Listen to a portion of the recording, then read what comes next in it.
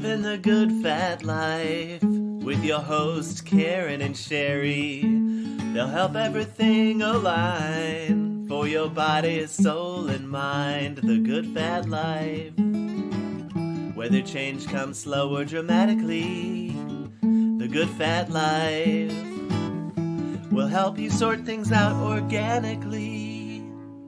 That makes me laugh every single time. I just get little chills, right? I know. Yeah. Thank you, Wally Pleasant. Like to Yes. have a theme song anyway, and then it to be perfect. It's just like it's thrilling every time. It is. Yeah. It is. So hey. Hey, happy we're here. Thursday. Happy Thursday. Yeah, now So Thursday's our favorite day now, right? it is, Yeah. and I still have that energy of loving Monday. Yeah, we used to do our podcast on Monday. On our Monday, Thursdays. and Yeah. now it's Thursday. So Yeah. that's so cool. Yeah, I always feel like I'm riding on rainbows and roller coasters when I come to the podcast studio because it's such a beautiful space to be in and to broadcast our thoughts out into the world. Like, I just love being here, don't you? Yeah, Yeah. it's just like, well, it's kind of a play. I get to have a conversation. Yeah, dress right? up a little. In fact, I love your dress up. Oh, It's thank so you. gorgeous. Thank you. And I'm just thinking, you know what? I think we need to do more dress up. Oh, yeah, definitely. Just to dress up every day. Yeah.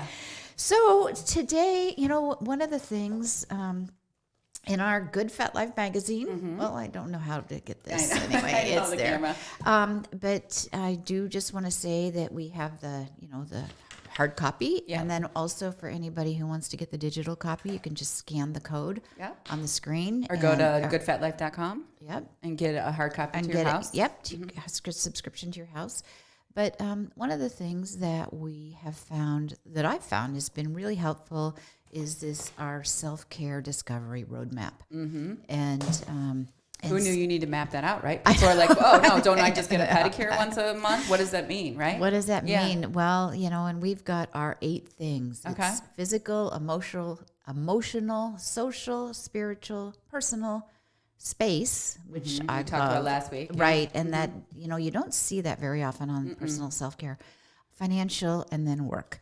And so today, right, Yeah, our what are we working special, on today? so, it's like, well, where does our special guest fit? Yes. Certainly physical, Yeah. Right? Right? Yeah. but also I would say emotional and some spiritual, Yeah. right? I would say definitely spiritual, Personal. And so I think And those self-care, like the whole gamut, right? Just self-care. just like self-care Overall, yeah. Overall. Yeah, so we're so excited to have so, him here. yeah, so that's so today it. we Yeah. have Evan Kueffner. Evan, I'm going to let you say what your title is and what you do, but thank you so much for being here. Yeah, of course. Thank you for being Thank here in you our too. living our good fat life with us. It's a pleasure to have you. Wouldn't have it any other way. I'm Yeah. honored. All right. So tell us who you are and what you do. Thank you. So my name is Evan Kueffner, and I am a Thai body worker, fitness trainer, and meditation guide out of the Clawson, Royal Oak area in Metro Detroit here. And I guess my whole overall aim or goal when I work with a client is how can we help you get to a place where you enjoy being in your body? Wow. A lot of time, right? Yeah. So, what That's does that a big mean? deal. Yeah. Yeah, well, I mean, it sounds very simple, but it's, I think it's something that all of us struggle with to one degree or another, right? And a lot of times, especially in the world of fitness training, it can be very kind of specific goal oriented, right? Yeah. I want to lose X number of pounds, or I want to add X number of pounds to my bench press, or I want to run a race in X amount of time, whatever. I think that's fine and that's great, and there's a place for that, but the kind of training I want to do is how do we get rid of that kind of, not get rid of, but how do we kind of accept and come to terms with that friction that happens in life of things aren't going my way, my body hurts, and it's going to be like this until I die. Like, how do we come to terms with that? Right. And there's lots of different ways to do that. And so I'm really excited, as I build this career and learn more tools and skills of working with people to find that cocktail, that recipe of what's going to help them look forward to getting up in the morning and look forward to being in their body that day. Well, this is interesting because do you talk to people about you have to be in your body always, not like be in your body when you lose the 15 pounds, or be in your body once you run the marathon, be in your body always, right? Like right where you're sitting, right? Amen. Yeah. Yep. And I think a big part of that too is self-compassion. Self-compassion is such a broadly applicable term, especially talking about self-care. But, if someone's saying, oh, I want to lose 20 pounds for me, I want to do it for me. Well, are you saying I want to get rid of this overweight version of me because I'm going to enjoy that skinnier version of me later? Because that's not really very compassionate to the only you that actually exists right now, the one that's carrying those 20 pounds, right? Like that's saying that just got this chills. Yeah. Wow. So let's talk about that a little. Let's go into that a little deeper. Yeah. Well, it's I guess to back up a little bit, I personally kind of carry the philosophy, the belief that the body is always present. The body doesn't exist in the future or the past. It carries karma, it carries traces of those imprints, but the body's always here right now.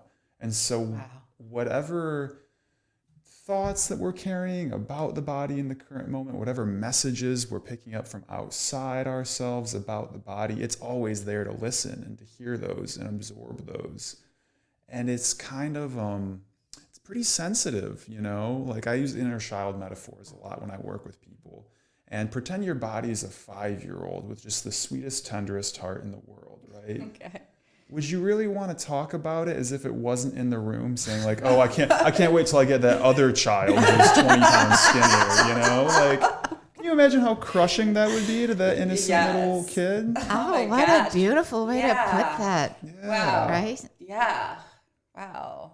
And so that, those messages that we feed ourselves, those impact our emotions on subtle levels. Those levels become less subtle as we're triggered more and more often.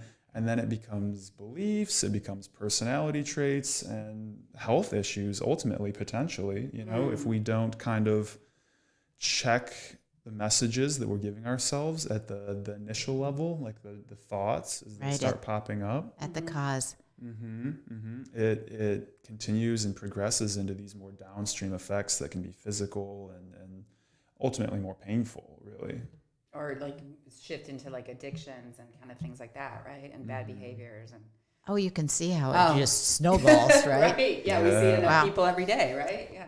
Absolutely. Right. Wow. My own self. I know, sure. Yeah. All the time. Yeah.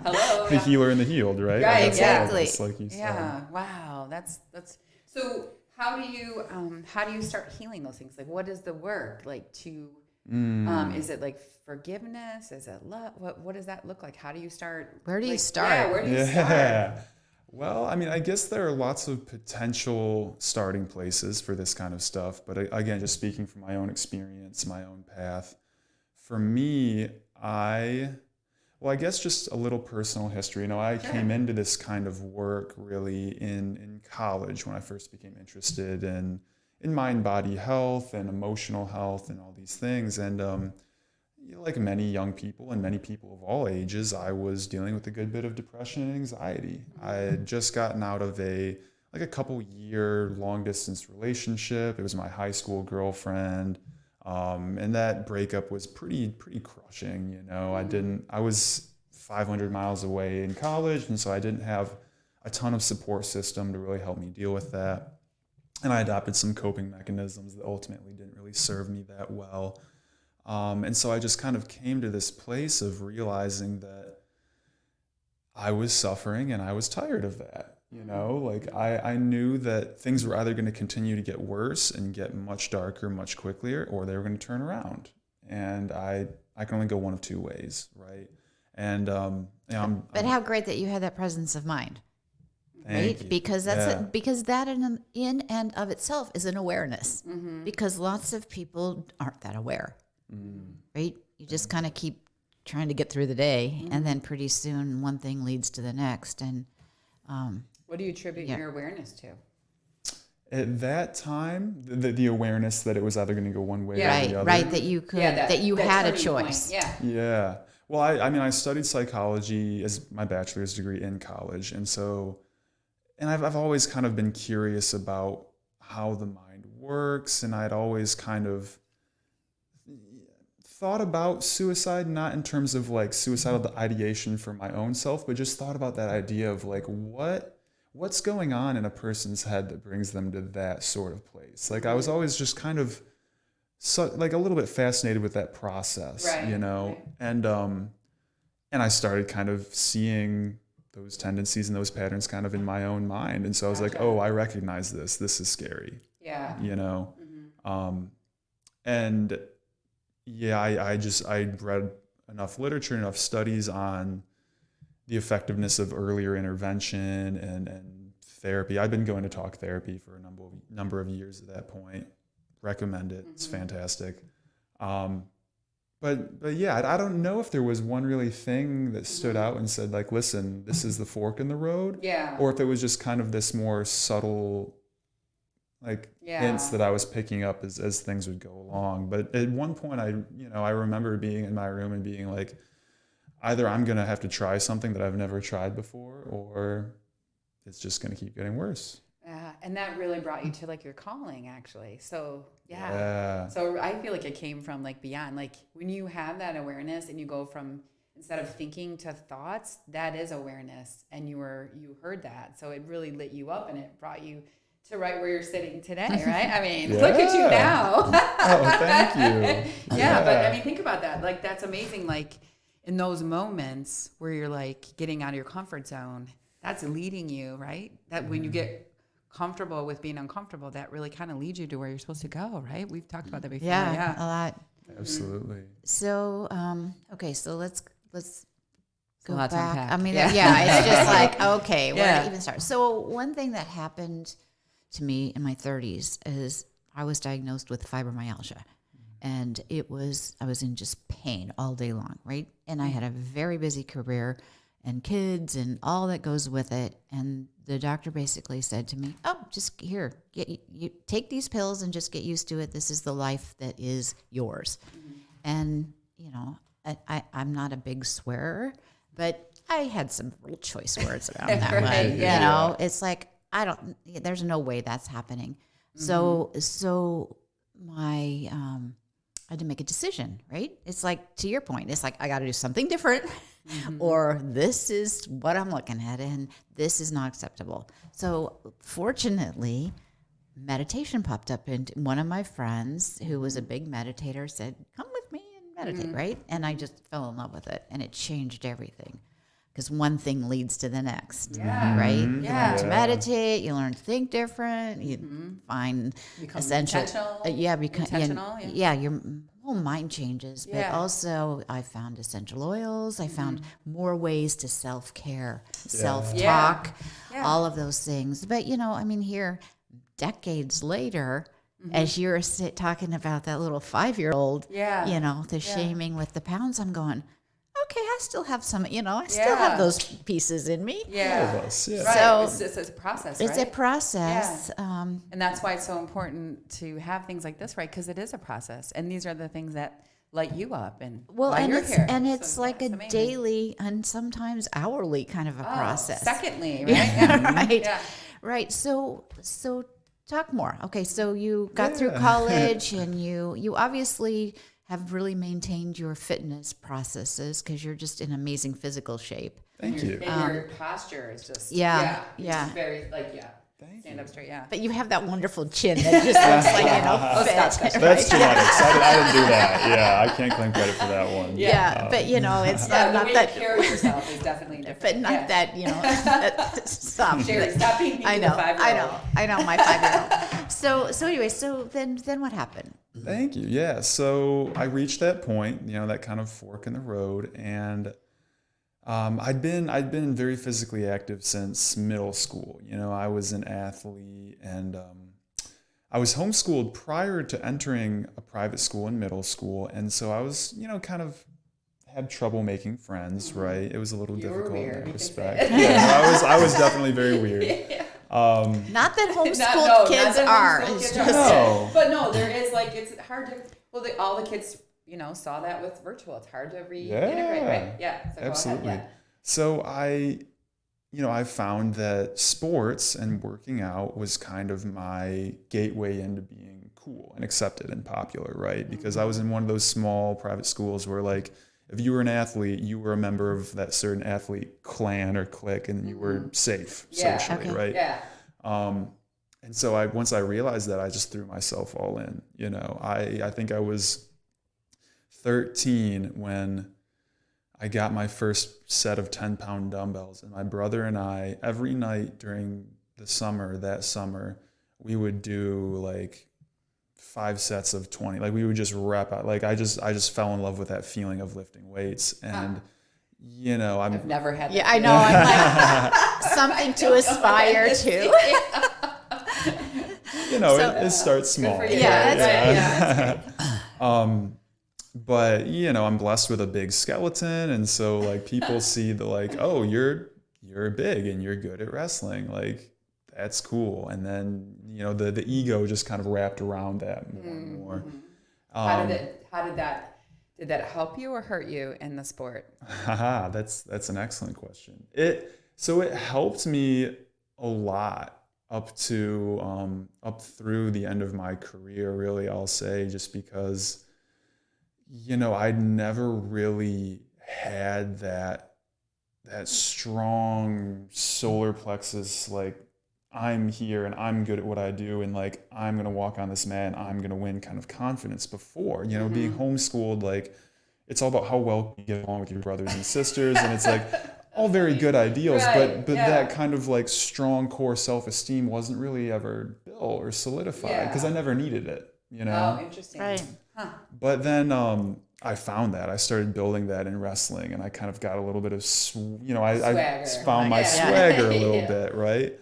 So that kind of ego identification of, like, no, I am strong. Was it it was a healthy way, though? Sounds like it was pretty healthy. I think so. There may have been, of course, like, I can't say I was never, it never caused issues. I never let it get to my head, because I'm sure there were instances when maybe it did. Yeah.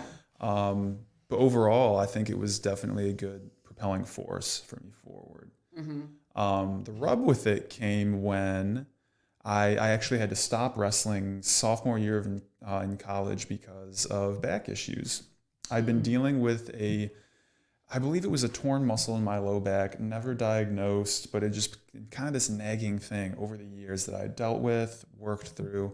But it hit a head in college, and I couldn't practice anymore. It would just seize up, and I would be in pretty bad pain, and I couldn't move. It was like, it wasn't just like a force through it thing. It was like my muscles weren't operating at that point. Wow. And that was really hard because for the last 5, plus years, 6 years, I'd built my identity around being the big, strong wrestler. And now I'm at this school 550 miles away from home. The only reason I chose to go there was to be on the wrestling team, and now I'm not even a wrestler. So I went through this. What does that look like? Yeah. My girlfriend had broken up with me a couple weeks before. So that's what kind of, like, got me to this, like, I'm not only am I no longer a wrestler, I'm not a boyfriend anymore. Like, who am I? What is my identity? Oh, wow. So the fitness, like, it gave me this really strong foundation, and then it built me up and it built me up, and I had all this self-esteem around it, and then it ripped me, like, it just kind of, like, the rug was pulled out from under me, so to speak. But then coming back around, once I started finding meditation and finding, some spaciousness from those dark thoughts and lifting myself out of that dark place, I was able to kind of revisit my athletic background, my physical fitness background, and see, like, okay, like, what can I take from this that's still going to work for me now? What can I bring with me? Wow. So you sort of, like, reinvented yourself with the skills you had in your toolbox, and kind of got rid of the toxicity and the ego, and kind of let go of that. I mean, as much as you could, right? And then kind of looked at it differently. Yeah. Wow. Thank you for saying it that way. I never heard it that way. So then how did the Thai massage come in? Where did that come in? Thank you. Yeah. So that was a more recent development. After I graduated college, I worked in a gym. I lived in Nashville for a year, and once I moved up here to Detroit, it was. It's a fun city. Yeah, totally. So I'd been in, the fitness realm. I got my fitness trainer cert and I was just kind of casually doing that. A couple clients, not making it a big part of my career for a while. Did you ever do psychology? To use your degree? Not explicitly. Okay. No, I'd never, taken on I haven't gone to grad school. Like I've never taken any kind of counseling clients or anything like that. But you certainly do it in your work all day long. Yeah. Thank you. Yeah. I feel like it fits. I mean, right. All of us are swimming in psychology all the time. As long as you have a human mind, psychology is relevant. Right. So I definitely feel that that's, a big part of what I do still. I'm very thankful for that education. Taught me a lot. But the Thai thing came out of the blue, really. I was introduced to a friend who owns a spa in the Metro Detroit area, and I started doing a little bit of work for him, just kind of helping him out, just little tasks. He was opening a new space at the time, so I would help kind of organize manual labor type stuff. But he, I talked about meditation. I was really into meditation. I'd been trained it a little bit in Nashville, practicing for a few years, and he mentioned that he might want to have that offered at his spa. So thought that was awesome. Worked with him a little bit more in that regard, and just randomly he sent me a brochure to this Thai body work clinic that was going on in Chicago, and a couple weekends from then, just out of the blue, he was like, "This sounds cool. You might like it, and then maybe if you do it, we could use you for it at the spa." And I went and I fell in love. It was those are the coolest things, Yeah, aren't they? really, When you yeah. it's just like, I don't know why I'm here, but it's like divine order. I need to be here. Yeah. So how great that you just honored that and said, okay, I'm in. Yeah. I was very, Right? and it was one of those situations too where it's like, well, I don't really, this looks kind of weird, but I don't have anything better going on this weekend. So like, it'd be a cool excuse to take a trip, I'll go for it. But it just felt like it wove together all of these kind of seemingly disparate parts of my life that I was like trying to, at that point, being 23, 24 years old, like, it's like, okay, like I'd like to get some traction going. I kind of want to start a career. And I had all these different pieces, the fitness, the meditation, psychology, and like, what's the intersection? How do I weave these together? And it just plopped in front of my lap in form of Thai massage. The whole principle is, how can I use my body to interact with the client's body in a biomechanically efficient way to where my nervous system is communicating to their nervous system that it's okay to be here, it's okay to release this tension, it's okay to let your guard down, you're safe, you can let go of these holding patterns, and we're going to move through this together. That's a big deal. Yeah. I mean, really, you just, whoa. Yeah. People who've been married for 50 years don't even get that. Yeah. No. That's like what siblings heaven is when you can interact with somebody like that. Really, it really is on that energetic and you feel soul safe level. and and the vulnerability. So, can you just describe Thai massage for people who have never heard about it, and then maybe also a little bit of what makes it different from just a regular massage that people are more familiar with? Yeah. So I guess before I launch into the description, I just want to say that what I practice is technically a fusion of traditional Thai massage and more contemporary trigger point therapy. Okay. So Thai massage itself is a thousands-year-old, very ancient, traditional, steeped in, specific intentional ways of doing things out of Thailand, obviously. And so I just don't want to like claim that I'm like representing that lineage, because that's a very rich sort of thing that I don't, I'm very grateful to have borrowed from it, but I don't want to claim it, so to speak. Okay. But that being said, so Thai bodywork, Thai massage is done on the floor on a cushioned mat. And the colloquial kind of slang term that some people use for is lazy man's yoga, because the client is remaining, for the most part, very relaxed, passive, trying to not hold tension in their muscles. And fully clothed. Fully clothed. Which is a difference, right? Right. Yeah, Yeah. it's a big difference. Fully clothed. Yep. And I or the practitioner guides their body through various postures, positions, while applying compression and stretch to specific muscles. And they're not all like, I'm not going to have you like up supported in like a big long warrior two. It's like you'll be on your back doing a supine twist while I compress, your glutes, something like that. Have you done like extensive work with like a more difficult postures at all?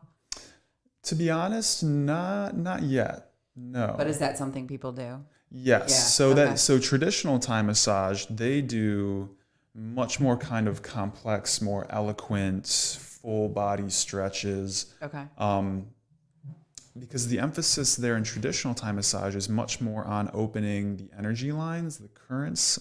They call them sen lines throughout the body, whereas the kind of theoretical framework that I've been trained in is more muscle specific. How can I impact this muscle and this joint and this kinetic chain as opposed to the energy lines itself?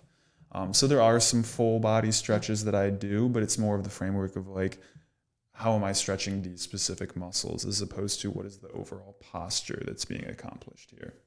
So is it kind of like a giving and receiving? Like, are you pulling like energy from them and like also like it's coming through you and going back to them? Or can you explain how the energy works? Thank you for asking, because this is like the juiciest part that excites me the most about it. So, this work that I've been trained to write, this kind of modality is on paper, like there's no real energy work involved necessarily. It's emphasized that you need to go in with a good intention and you need to be holding that mindful space. But in terms of moving energy either within the client's body or within my body, it's not really discussed or part of the emphasis. But I just kind of found that was happening anyway. And so I've kind of started leaning into it a little bit.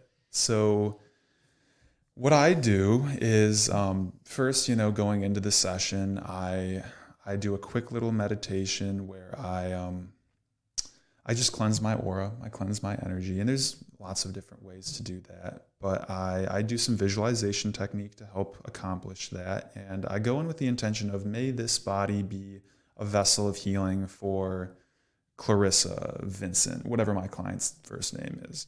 I just like, maybe whatever I do here be in the service of healing, whatever it is.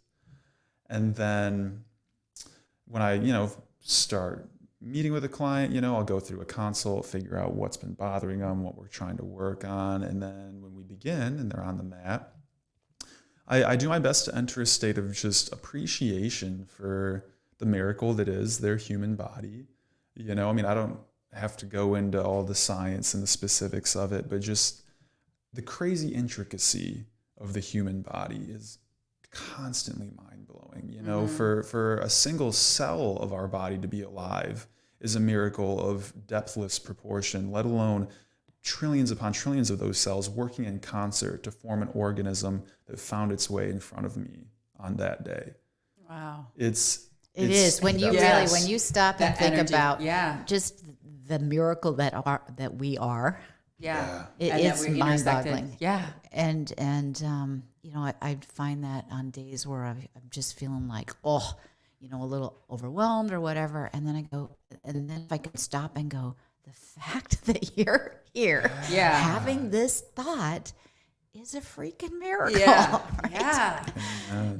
Yeah. It just really is. And we take it for granted. Well, and then this you could say COVID or just life.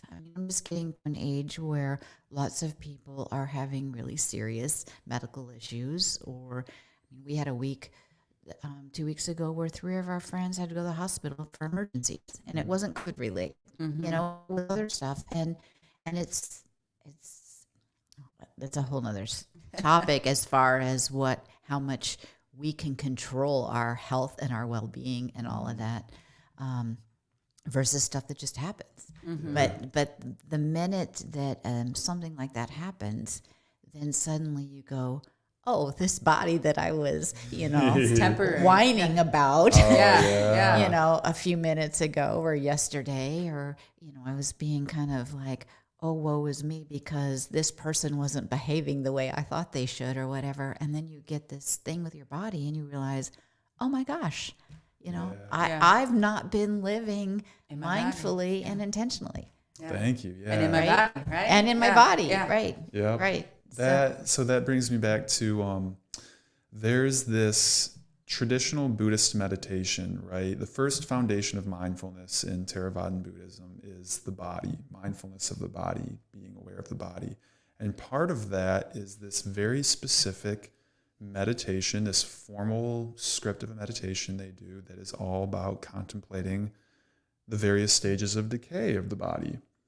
First, you visualize your body like it's just dead. You're just motionless. You're laying there. And then it takes you through all these different stages of, and now the flies come, and now this starts decaying, and now the smells, and now your bones, and now you're a pile of dust.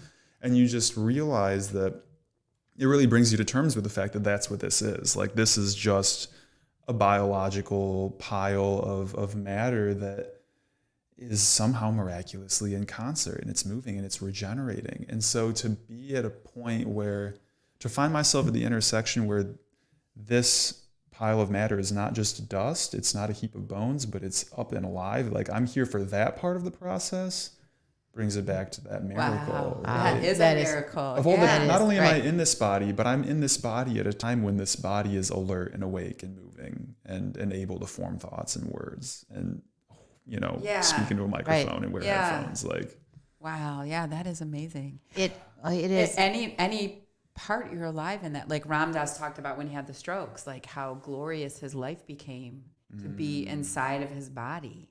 yeah. He got to live wholly inside of his body. And I just thought that was so beautiful. Yeah.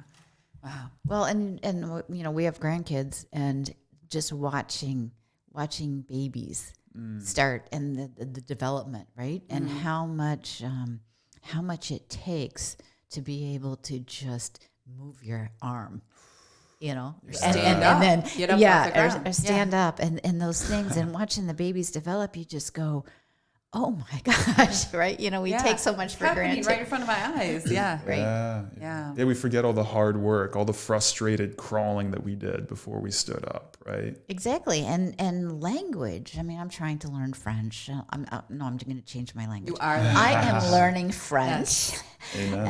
and expect to be very fluent in it Yes. soon. Uh-huh. It's a journey, and as I watch my grandkids learn how to speak, it takes years. Right. Years and years Yeah. and years of being around and listening and Immersion. and immersion, years and years and years to develop those skills. And you want so it today, right? And I want it today. Yeah. Today. What's Yeah. What's Yeah. French for now? Yeah, exactly. Yeah. It's just interesting. And then, almost it kind of goes back to your, to the 5-year-old. It's, would I beat up a 5-year-old because they didn't do something perfectly? No, you Yeah. wouldn't do it. You Yeah. would be encouraging. It's like, wow, you got a new word. Yeah. Right? Yeah. Doesn't it go back though to kind of honoring the process of it all? Like you spoke of like the processing of decay, like now this will happen and now this will happen. Like to be in the process is what we want to rush the process all the time. So that like be That's a in the really good space. point. Yeah. Amen. Yeah. Like where we are now. Like you said, your body's always there now. That's fascinating. Yeah. I think about especially for women, I think too, having babies and stuff and like how we beat ourselves up about all that. But like, what a glorious miracle that is. And like how we worry about how our body looks and everything. That seems so silly. Like we got to be part of that process. Yeah. That's magic. like, yeah. Yeah. And we complain about it and everything. It's just so silly, right? It's really like miracle.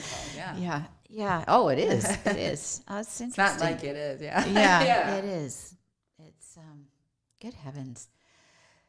So Tell us about so is that one of the reasons why they have like in Eastern cultures, they'll have dead bodies on display to see the decaying? Is that one of the reasons why, like Buddhist cultures and stuff, they have in Indian culture, they'll have, decayed bodies out to see? Yeah. I mean, It's just a matter of like a matter of fact to just know that this is the process of the body. Like you just dropped your body, your soul's still there kind of thing. I mean, are you finding that, or is that a similarity? Yeah. So I I was fortunate enough to, I've been in Nepal a couple times, and there is a temple in Kathmandu. I believe Pashupatinath is the name of it. And it's a very, very holy site in the Hindu religion there. And I was very fortunate to be there and witness some cremation rites that were going on at the time.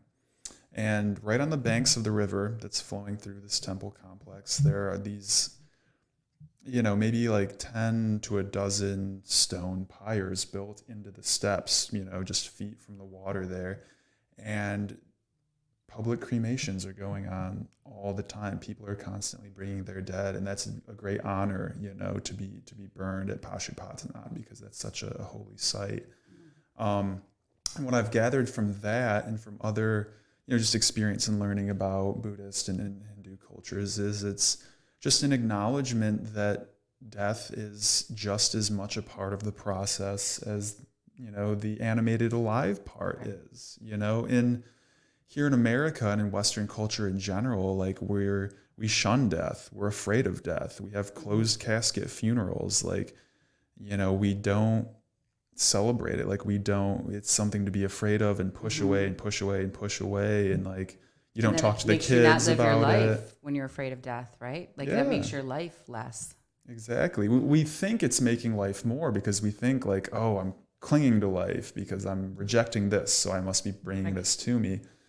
But yeah, what I'm finding, and I think a lot of people are finding, and many people have already found, obviously, it's that to deny one part of the whole process is to denigrate the whole process. You can't just kind of pick and choose. Mm-hmm. And that's true for anything. Yeah, you got to be a giver and a receiver, and in the process always. Right.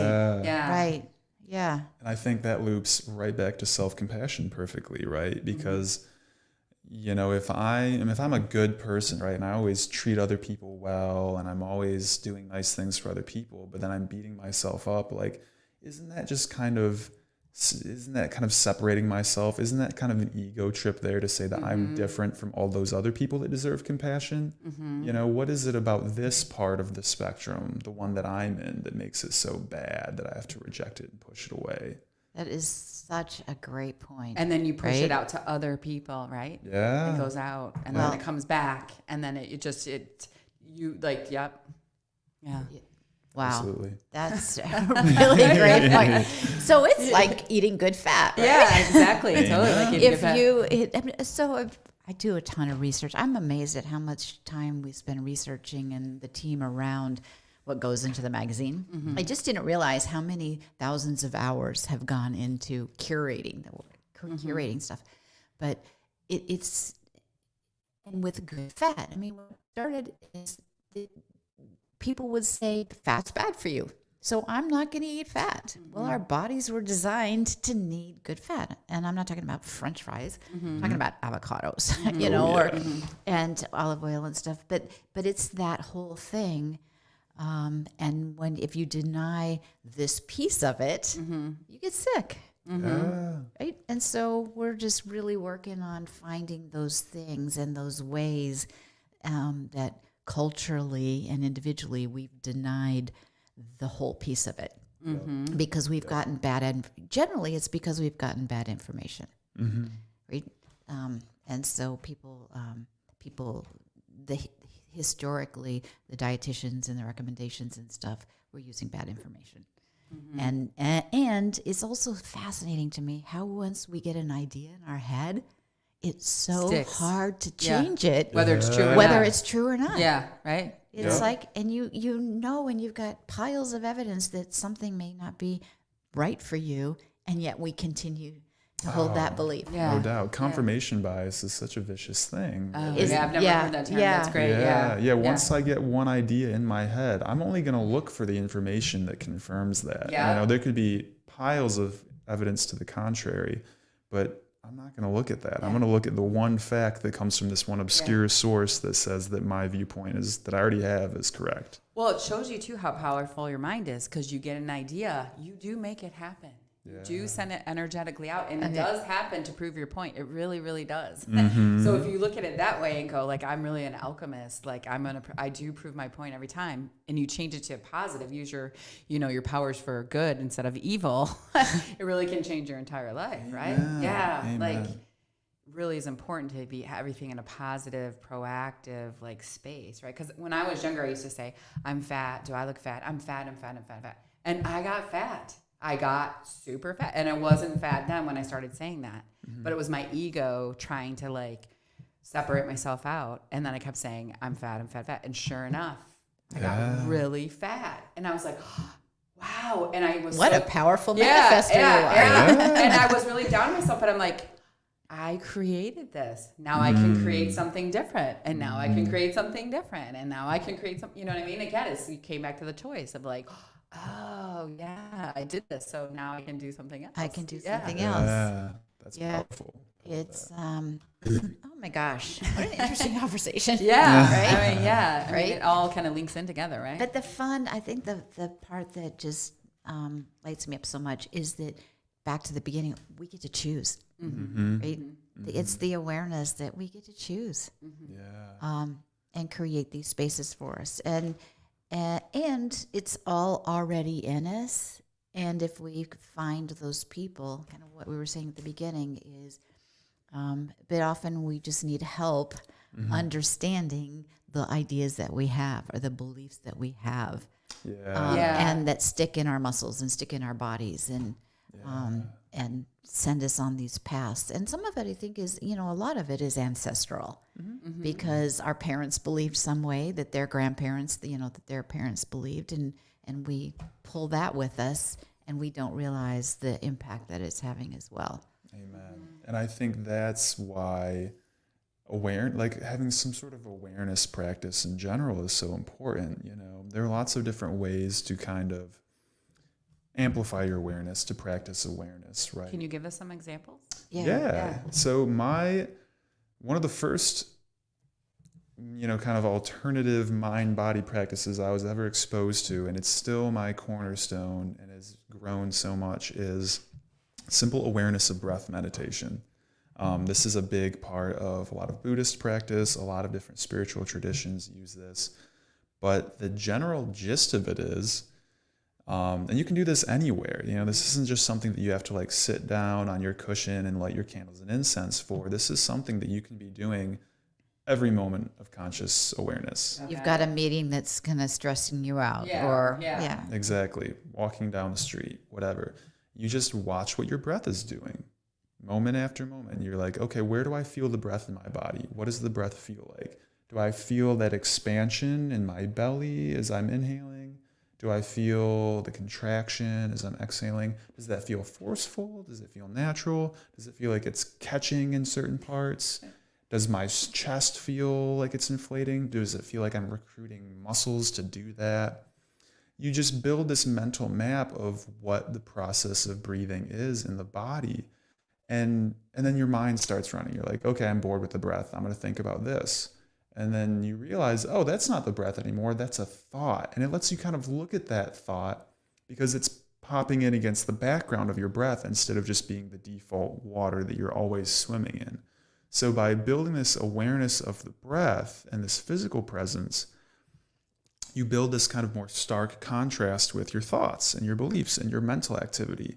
And from there, you're able to really kind of look at them and be like, okay, so I was just breathing, and then this thought happened. You get to be the observer. You get to be the observer, exactly. And you get to not just take the thoughts at their word. Like, if you really sit down and you watch all the thoughts you have in a day, they don't mean All much. exactly. All 62,000 of them. Wow.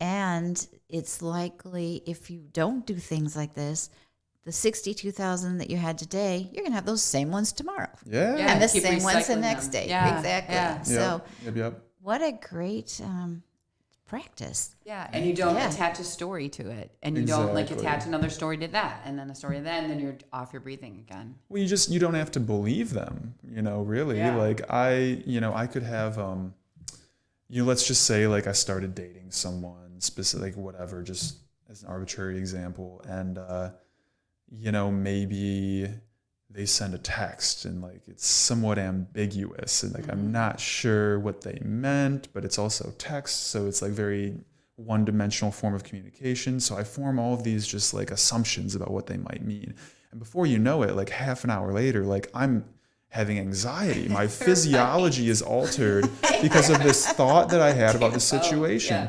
But if I'm able to be mindful in that situation and be like, okay, I'm reading this text and I just had a thought that this is the case. Is that really the case? Do I have to believe that thought? No, I can choose to either suspend forming, a belief around the situation, or I can actively choose a more positive belief that I know is going to lead to less stress for everyone involved. But unless I have that awareness to catch that initial thought and say, do I have to believe this thought? Is this just a thought, or is this reality? Because you notice the difference. When you spend enough time watching thoughts, you realize the difference between thoughts and reality. But if you're not aware, you're not present to catch that, all seems like you're swept down the stream. Yeah.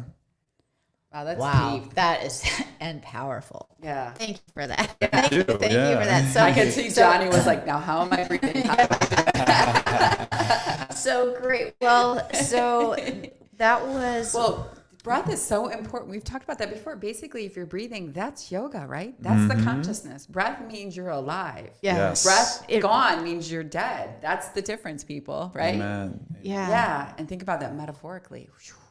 That is so cool. So, one of the things that we always do is ask, what can people do right now to make a change? And I think what you just offered was brilliant, and also answers that question, right? Yeah. So, if people wanted to learn more about you or experience a massage, one of your Thai massage or a meditation with you, how would they find you? Thank you. Yeah, so you can find me on Instagram. My handle is at all lowercase EvanKueffner. And then you can email me directly as well at evan.s.kueffner@gmail.com. And, I do house calls. I travel around the Metro Detroit area. If you're local and you'd like to set up a meeting, I'm more than happy to arrange that. If you just have questions, shoot them to me. I love, because I learn a lot too. The more people that I meet and the more people that I work with, every human is a whole nother universe. So if I can kind of get these different perspectives and fold them in, it's only more helpful for me and my future clients. So don't hesitate. What a beautiful That belief is beautiful. too, Yeah. right? Yeah. And we're all connected. Yeah. At the same time. So, well, it has been such a delight having you. And connecting with you. And it's like most of what you said today, I'm like, I needed to hear that. Yeah. It always is right on time. It always whatever. works that way, right? And also, so just a reminder for anybody who's interested in getting a copy of Good Fat Life.